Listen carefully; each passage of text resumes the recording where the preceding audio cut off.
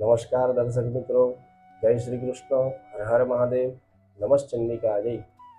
આજે આપણે સુંદર એવું ગણપતિ દાદાને સંકટ નાશક સ્તોત્રનું શ્રવણ કરીશું. જે સ્તોત્રનો પાઠ કરવાથી તમામ પ્રકારની સિદ્ધિઓની અંદર પ્રાપ્તિ મળે છે. તો પહેલાં આપણે ગણપતિ દાદાનું સંકટ નાશક સ્તોત્રનું શ્રવણ કરીએ.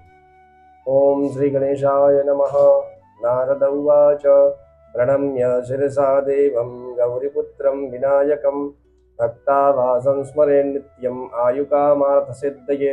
પ્રથમં વક્રતુંડં ચ एकदन्तं द्वितीयकं तृतीयं कृष्णपिङ्गाक्षं गजवक्त्रं चतुर्थकं लम्बोदरं पञ्चमं च षष्ठं विकटमेव च सप्तमं विघ्नराजं च धूम्रवर्णं तथाष्टमं नवमं भालचन्द्रं च दशमं तु विनायकम् एकादशं गणपतिं द्वादशं तु गजाननं द्वादशैतानि नामानि त्रिसन्ध्यम्य पठेन्नर न च विज्ञापयं तस्य सर्वसिद्धिं करं परं. विद्यार्थी लभते विद्याधनार्थी लभते धनं पुत्रार्थी लभते पुत्रं मोक्षार्थी लभते गतिं. जपेत् गणपतिस्तोत्रं षडभिर्मासे फलं लभेत् संवत्सरेण सिद्धिं च लभते नात्र संशय.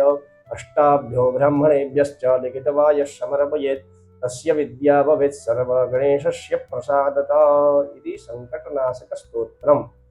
આ સ્તોત્ર જો વિદ્યાર્થી નિત્ય 6 માસ સુધી એટલે કે 6 મહિના સુધી નિત્ય એનો પાઠ કરે છે તો તેની અંદર વિદ્યાની અંદર દિવસે દિવસે પ્રગતિ થાય છે.